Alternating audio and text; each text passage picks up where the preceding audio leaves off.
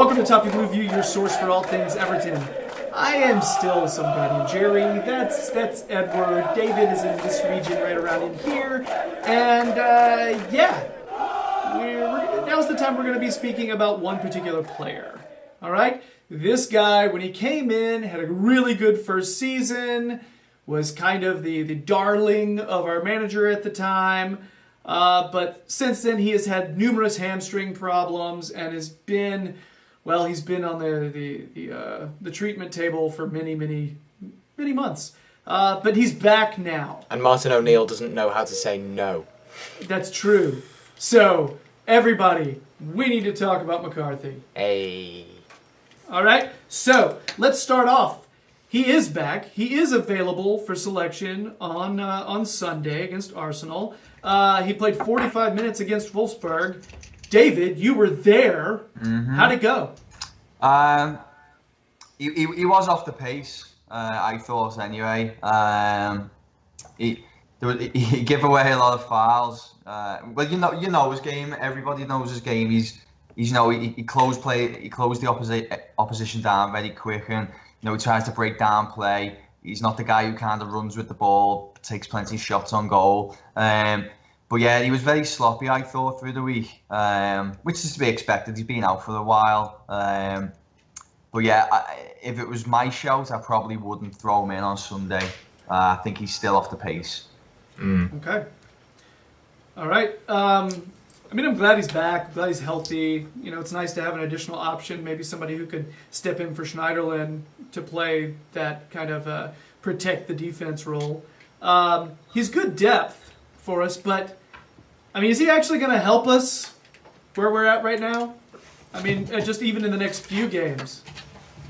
Could do. I like McCarthy, but if the option come to sell him for, say, 20 million, which is what the figure was getting quoted when people were interested in him, I probably would move him on. I think he's never fit. He played 15 times last season, all of last season. He hasn't played for the first team since March. Bless you. Salute.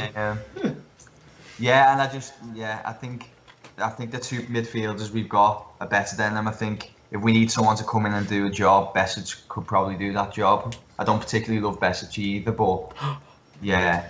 I think, let him go. Same sort of, well, I still like McCarthy. I'd rather he stay. He seems to, I don't know, he seems to be like one of those players that gives his all. Doesn't look like he's, apart from when he's obviously off the pace or anything like that, he looks like he cares and wants to do well in the team. And he's still a good option to have. He pops up with goals, he pops up with assists. So he's all. Together him and Schneiderlin or him and Gay together could be quite good. So give it a go. But then obviously, if the option came to sell Gay, Schneiderlin or McCarthy or Besic, either of those four, then I probably would say McCarthy. Okay, so you mentioned something really interesting. When you said he would be potentially starting, you mentioned with Schneiderlin or with Gay, okay? Let's say we're running a 4-4-2. Okay. All right? So we only need one defensive mid to start with, somebody who's a little bit more offensive-minded. Can McCarthy fill that role? Yes. Or does he need another defensive mid to start with him to kind of protect? I feel like he could do it on his own. He's got pace. He's not a slow player, and he puts a good tackle in. So could see him do it. Well, he used to have pace. I don't know if his pace is there as much since he's had so many hamstring problems. I don't know if he's still got it. What do you think, David? I think he used to do that job really well, especially in his first season. But do people remember that kind of? Alright, everyone was pretty poor in Martinez's last year, but I think McCarthy especially was very bad. A lot of people wanted him dropped, and depends what type of player is coming back. If we're talking McCarthy of Martinez's first season, yeah, definitely, because he did do that job on his own very well. If he's going to be the player that kind of before he started picking up those niggly injuries, then I don't think he can. I don't think he was good enough. I thought he was very one-dimensional at times. He covers a lot of ground but doesn't necessarily do anything. I feel like I'm being really harsh on him. I think he can be a great player on his day, but maybe just it depends what player is going to come back. Yeah, very true. I remember, was it last season where he had such a good game against Arsenal? I think it was that and Bournemouth as well. Yeah, I feel like Koeman started him, and it was a little, it took us by surprise. At that Liverpool moment. game. It was a Liverpool game as well. He had a very good game against, and then he got injured. Yeah, there are times, and there are times when he can do a job. I mean, you guys are right. I feel like he needs that other guy nowadays. I feel like he needs a Gay to kind of. Or I don't feel like he would necessarily do well with Schneiderlin. I don't know if that pairing would work with neither one of them being particularly pacey. So, my question to you two would be McCarthy or Schneiderlin starting for you? After yesterday, I say Schneiderlin. Same. I feel like he picked his game up some. So then you just have McCarthy as cover?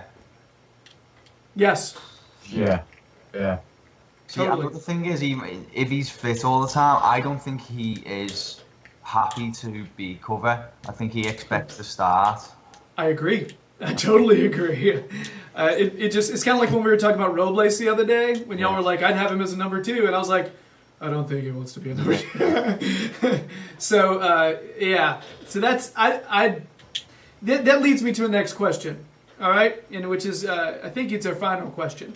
Do you think if we get a new manager soon, do you think the new manager will rate him and thus extend his Everton shelf life?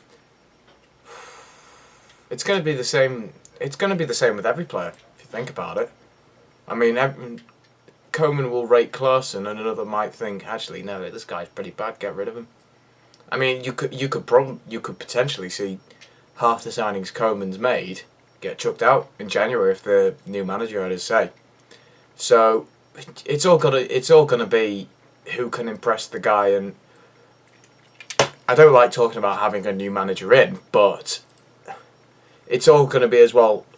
Every single manager has different tactics and different styles of play, so it's whether certain players are going to be able to fit in that. It's the whole thing with round pegs going into square holes and all that. So it's all going to depend. I agree. I think the problem is when any manager comes in. I mean, firstly, it's really hard to answer because we don't know who a new manager would be at this stage. But I think it's always an audition, isn't it? So it depends how well he does when he first comes in. For all we know, Schneiderlin might end up on the bench. It happened at United, and McCarthy could be starting. So, yeah, it's really difficult to say, actually. I'm not too sure. I think he's got the potential to impress and get back in the first 11. Once again, I think it might just be a waiting game. I'm just going to go ahead and make a stand and say I don't think our new manager is going to rate him. Because I think he's going to be on his way out. Like I said, I'm worried he doesn't have the pace, and I think for his position, you've got to have pace. I'm worried that he's lost his pace. I totally agree with David. I do think he wants to. He's not settling for being cover. So yeah, I don't know. I don't think the manager. I don't think Ancelotti is going to rate him.